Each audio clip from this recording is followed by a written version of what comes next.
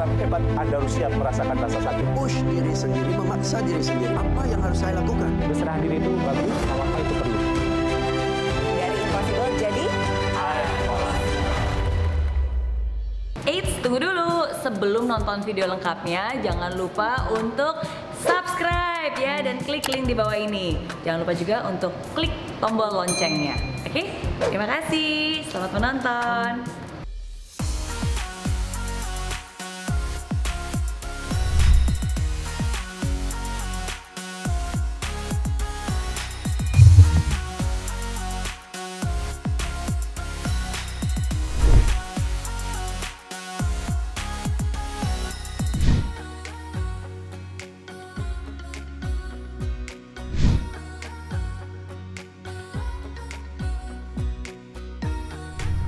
Sudah hadir di I'm Possible Yasa Singgi, founder dari Men's Republic. Hai Miss Mary. Hai. Terima kasih sudah mengundang. Sama-sama, terima kasih juga udah meluangkan waktu datang ke Sama-sama. sini.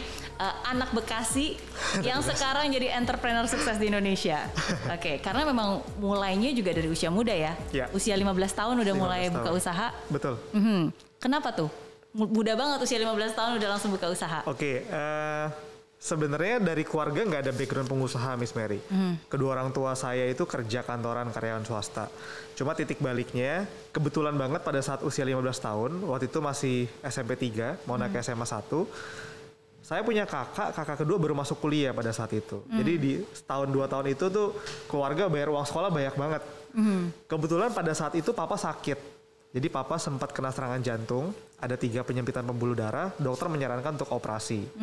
Nah pada saat itu papa bilang, ngumpulin kita semua, keluarga, papa bilang, kalau penyakit saya makin parah, kalau penyakit papa makin parah, kamu jangan habisin uang keluarga untuk biaya pengobatan ya, gitu. Karena sayang, uang keluarga itu nomor 1 untuk pendidikan kamu yang masih belum selesai sekolah. Nah titik itu sih sebenarnya perubahan hidup aku, turning point-nya di situ. Sejak saat itu aku sama kakak kedua yang awalnya mungkin nggak punya tujuan hidup pada saat itu, kita akhirnya mulai cari side job lah. Kita mulai coba untuk lebih mandiri. Jadi titik balik pertama kalinya kenapa 15 tahun bisa kepikiran untuk mulai usaha, karena cerita itu. Tapi untuk anak usia 15 tahun bisa apa? Gak bisa apa-apa sih. Oke, bisa punya mimpi dan bisa usaha ya. Betul, jadi waktu itu aku baru masuk SMA kan, baru masuk SMA. Satu hal yang pertama kali aku lakukan, aku bilang sama orang tua, Pak, Ma, mulai hari ini aku nggak mau minta uang jajan lagi deh. Gitu. Aku pengen at least ngebantuin di situ dulu. Jadi sejak SMA 1, aku tuh mulai suka kerja part time Miss Mary. Jadi dulu zaman aku SMA, itu suka banyak banget kalau teman-teman aku yang cewek 17-an, mereka bikin Sweet 17 party. Oke. Nah, jadi aku tuh dulu kerjaannya itu kerja di event organizer yang ngurusin Sweet 17 party teman-teman. Nah, baru lama-lama itu aku mulai tertarik sama usaha. Aku tuh tiap hari Miss Mary dari rumah aku di Kebayoran Lama ke sekolah aku di Jakarta Barat. Jadi karena aku tiap hari naik angkot jurusan Tanah Abang, aku tuh sering banget dengar orang-orang bilang, "Yas, kalau mau mulai usaha, ngambil barang dari Tanah Abang, terus jual lagi," gitu. Jadi aku memberanikan diri pulang sekolah, pergi ke Tanah Abang untuk ngambil barang. Itu salah satu cerita awal aku mulai usaha. Barang apa yang dibeli dari Tanah Abang? Jualan kaos waktu Jualan itu. kaos. Karena waktu itu jualannya online, waktu itu pakai Kaskus. Jadi harus pinjam rekening orang tua, rekening mama buat jualan. Nah, di situ sebenarnya titik pertama kali aku mulai jualan secara serius lah. Lalu yang dikatakan orang benar nggak bahwa kalau mau sukses udah pokoknya ke Tanah Abang aja, ambil barang di sana terus dijual. Apakah akhirnya benar-benar berhasil? Lumayan berhasil. Karena waktu itu untuk anak seumuran aku, usia 16-17 tahun, aku bisa hidup sendiri dari Tanah Abang gitu. Jadi dari setiap seminggu 2 kali, 3 kali pergi ke sana ngambil barang. Dari sejak SMA 1, aku hanya dibiayai uang SPP sekolah. Tapi uang beli pulsa, beli baju, uang study tour, uang ikut ujian, aku udah bisa membiayai dari hasil itu. Oke. Berapa penghasilan rata-rata tiap bulan pada saat itu kira-kira? Dikit sih, mungkin 2 juta, 3 juta. Oke, lalu bagaimana akhirnya dari jualan kaos dari Tanah Abang, sekarang bisa berubah menjadi jualan sepatu? Aku coba-coba bisnis lumayan banyak lah Miss Mary. Dari zaman aku SMA kayaknya apa kuliah, aku udah baca buku Miss Mary waktu itu, yang mimpi $1 juta gitu. Jadi udah mengikuti. Jadi aku sangat suka banget sama yang namanya usaha gitu, pengen coba banyak hal. Jadi aku coba bisnis kuliner pernah juga, pernah bisnis lampu hias dan lain-lain. Tapi titik balik kenapa akhirnya aku bisa ke sepatu itu awal kuliah. Sejak umur 18 aku udah bener-bener full mandiri. Aku udah bayar uang kuliah dengan uang sendiri, gantian support ke orang tua. Dan aku selalu berpikir gimana caranya bisa hidup nih dengan bayar uang kuliah gitu kan. Nah pada saat itu, papa baru aja pensiun dari kantor Miss Mary. Kebetulan papa pensiun dari kantor setelah bekerja di industri sepatu selama 25 tahun. Dari kecil Miss Mary, aku tuh hidup dengan sepatu. Iya. Jadi kalau papa pulang ke rumah, pasti dibawa ke toko sepatu malamnya. Oh iya. Jalan-jalan ke mall tuh pasti ke toko sepatu. Oke. Gitu. Terus rumah atau mobil seringkali jadi gudang sepatu karena papa nyimpen barang-barang kantor. Dan aku ngerasa sepatu itu tuh berjasa menghidupkan keluarga aku gitu sampai aku selesai sekolah. Jadi pas papa pensiun aku ngerasa, duh sayang banget ya, papa kerja di industri ini puluhan tahun, tapi knowledge, networking, pengalamannya menghilang nih, nggak ada yang melanjutkan. Dan timing is very important ya, karena ketika Betul. pertama kali kamu memulai itu di Instagram juga lagi booming-boomingnya, Bener. which is itu juga salah satu metode penjualan kamu. Betul. Di tahun berapa tuh? 2014 ya? 14 ya, dan terjual kalau nggak salah 2.500 sampai 3.000 Yeah. sepatu per bulan. Betul, betul. Iya, itu jualannya ya, omsetnya pasti lebih banyak lagi nih, ratusan Aku juta rupiah. ngerasa luck itu penting banget ya Miss Mary ya. Tapi luck yang diciptakan artinya pada saat aku ketemu orang yang tepat, pabrik yang tepat, memulai di waktu yang tepat 2014 di tempat yang tepat di Instagram. Jadi kebetulan tuh lagi match semuanya. Aku mulai tiba-tiba bisa meledak brandnya pada saat itu. Oke, iya mungkin banyak orang bisa melihat itu kebetulan, tapi kan begitu banyak hal yang sudah kamu lakukan Benar. sebelum itu. Ya. Bahkan sebenarnya bisa dibilang ada begitu banyak yang kamu korbankan masa muda kamu. Ya. Dari sejak umur 15, berarti kan Ya. tuh SMP, SMA, kuliah. Betul, betul. Ya kan? Pernah ada penyesalan nggak sih masa-masa muda hilang begitu saja karena fokus ke Oke, usaha?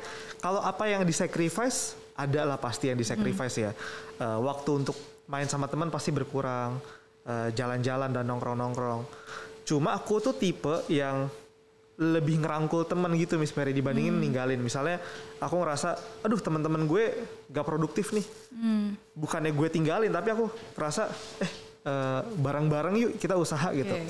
Jadi waktu aku SMA, aku inget banget waktu itu di Kemayoran, aku ikut seminar Miss Mary bareng-bareng sama teman SMA Oh gitu. iya.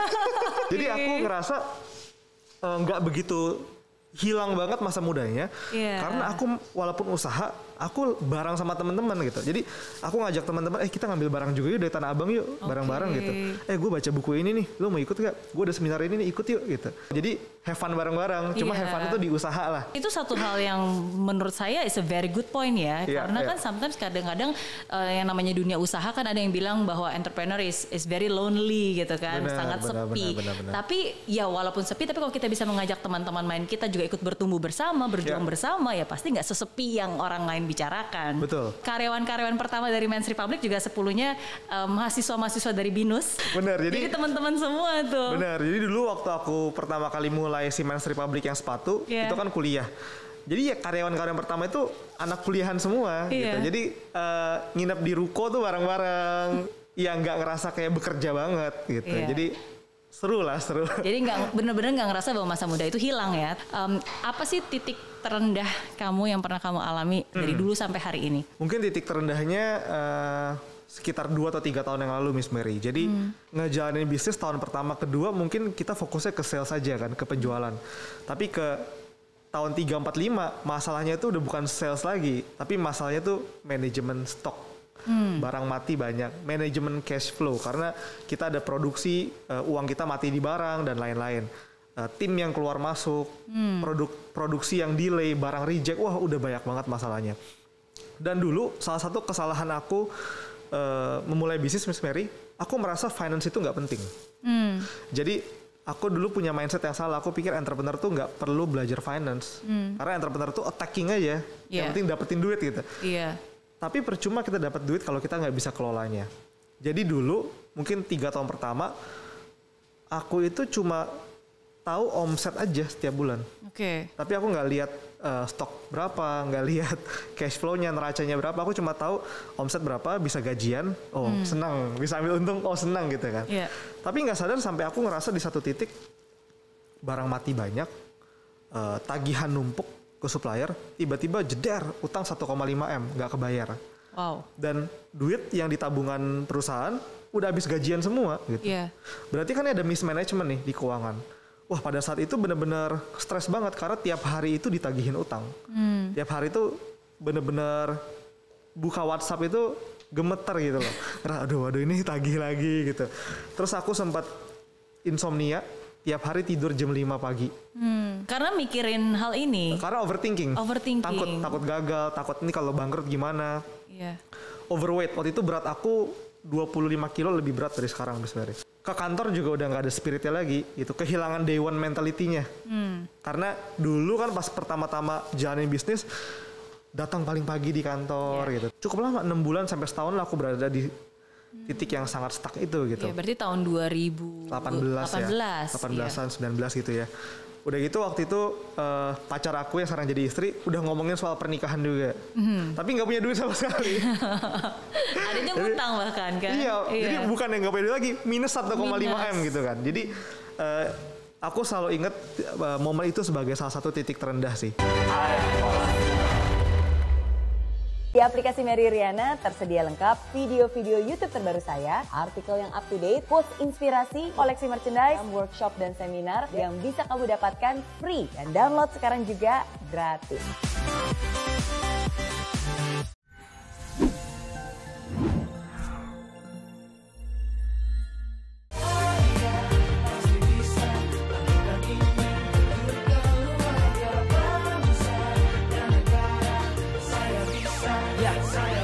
Laksana bumi tanpa hujan, hidup tanpa tujuan, kering dan mati tanpa hijaunya tumbuhan.